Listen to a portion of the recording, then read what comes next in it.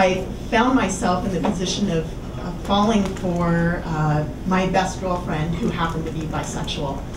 And she invited me to go to a women's bathhouse. And I thought, oh, now's my chance. So this is that story, and then I should preface this by saying we waited in line for a decade to get in, and then every time she and I were hanging out together, there was this woman who kept hitting on us, and she looked like my stepmother, so it was really ruining me. Her name was Anna, just for the backstory. Finally, they opened the doors. In we went and ran upstairs to get changed. Vicky wore a short skirt, sandals, and a bikini top, while I wore drawstring pants and my bikini halter. We wandered around the facilities. 3rd and 4th floor were S&M friendly rooms. There was a porno room next to our lockers. The 2nd floor had an S&M demo going on in the gym and drinks in the main hall. Downstairs was the hot tub, steam room, and showers, and outside was the pool, which is where we planted ourselves to people watch. Women stripped down and jumped in the pool, totally not caring about how they looked or who they were watching, and who was watching them. Vicky and I eyed them in awe. Women mingled about in various states of undress, see-through nighties and matching panties, kilts with leather cross tops showing off their breasts, pants and bras, merry widows with stockings. Everyone wore what they were comfortable in. Vicky and I were comfortable clothed. A short time later, after Vicky and I did a quick tour of the facilities again, I felt the Anna vibe coming on really strong. As Vicky and I walked up to the group again, Anna leaned over to me and said, "You want to go look around?" I smiled politely. Vicky and I just did a tour. "Oh," she said, "you don't want to go again?" "No thanks," I said, and left it at that. Besides, there was a dildo race going on in the pool. 2 women wearing very little sat at one end of the pool with strap-ons fastened at their pubic bone. 2 teams of 4 had colored condoms in their mouths. The object of the game was for each team member to swim across the pool to their respective dildo, put the condom on using their mouth, and swim back to tag your next teammate. This is the most fascinating thing to see when people are drunk. The first team to get all their condoms on the dildo won.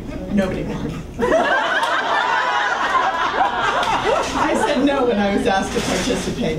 I didn't want to be the spectacle so much as I wanted to be the spectator.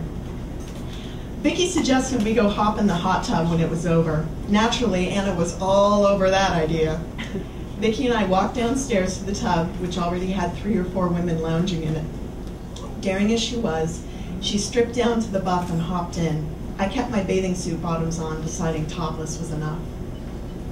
While I felt comfortable in the environment, I wasn't yet as comfortable in my own skin, but we sat down beside one another. "I don't know why nobody's hitting on me," she griped. I rolled my eyes. "Maybe it's because you've been hanging off me all night." She smirked. She knew I was right, and we had been kind of on each other, cuddling by the pool a little and holding hands as we walked through the crowd. But it was all innocent. Nothing was said, nothing was done. I figured I'd laid my cards out on the table, and if she wanted to play them, she had that option. Meanwhile, Anna had stripped down as well, displaying her weathered body. She hopped in between Vicky and I and did the stretch and placed the arms around our shoulders while wearing company. She inched closer to me.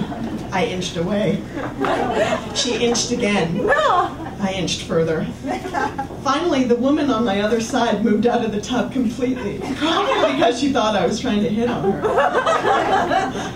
I dazed out and let the bubbles consume me until Anna's voice cut into my daydreaming to inquire about where I was. I didn't answer. Vicky sat up on the ledge to cool off a little. She had joined in on this Cupid game where you would write this number on your arm, and if someone likes you, they can leave you a message on a bulletin board with your number on it. Having been in the hot tub, Vicky's number had started washing off. She looked at her arm. "Oh, look at that. Your number is washing off," said Anna. "Let me help you with that." So she brought handfuls of water up to Vicky's bicep, where the number was, and ran her hands down Vicky's front across her breasts, where there were no numbers to be found. I looked at Vicky for a reaction, because had that had been me, I would have been out of there. But she just smiled and took it on the chin. popped back in the tub and slunk down so water bubbled up around her neck. Soon afterwards, we left and wandered back to our lockers. "Did you see that?" she asked incredulously. Yes, I said, unsure whether or not to carry on about it. What the hell? Is it just me, or is she really hitting on us? Oh God, yeah, Vicky said, and we laughed. Because of course I've never been hit on by a woman, so I had no idea how it worked. As the night went on and the sky grew dark, things got crazier. Clothing became less and less. Many women didn't care who watched as they kissed in various high-traffic places throughout the house and on the pool deck. At one point, Vicky and I sat by the pool and just watched women walking by, laughing, playing, caressing, and generally enjoying themselves. Vicky turned to me and said, "Isn't this amazing?" And it was. There was so much going on that it was hard to process it all, so I focused on trying to commit as much to memory as I could for future reference. When they announced that the lap dances were being held by the pool because the attic was too hot, Vicky and I made our way over to watch a couple friends who had volunteered their services. Women sat eagerly in patio chairs as the dancers arrived above them, the customers obediently keeping their hands at their sides as per the rules. 5 years ago, 3 years ago, hell, even 1 year ago, I would have been squeamish and uncomfortable about the whole thing. Yes, I got a lap dance. But there was no judgment in this environment. Nobody was fighting or being catty. Well, unless you counted Vicky and I grousing about Anna. We decided to go back downstairs where Anna and 2 other friends were absent-mindedly running their hands up and down each other's legs and arms. Vicky and I stood close to one another and chatted for a bit. "Do you and Vicky want to use my private room?" asked Darrell. I looked at Vicky. It's up to her. Vicky looked at me and smiled demurely. Darrell hooted with delight and asked Vicky if she wanted the key. As far as I was concerned, I could have gone either way.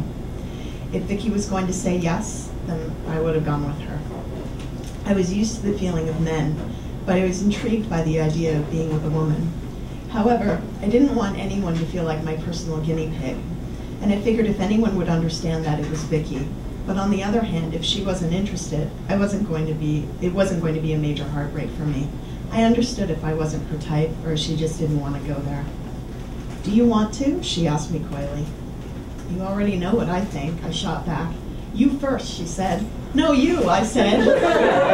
"Who's on first, what's on second" continued for a couple rounds, and was closely followed by, "I know you are, but what am I?" which made it clear to me that neither of us had the guts to make the first move. But neither of us wanted to let down the other one, so we continued back and forth until Anna shot up and said, "Fuck it, I'll take you both." That pretty much killed anything for both of us.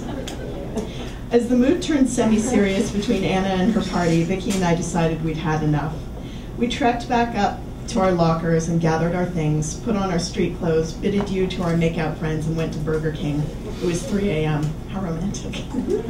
"What was it like?" Joey asked me the next day. He'd called to get an update on any progress between Vicky and I.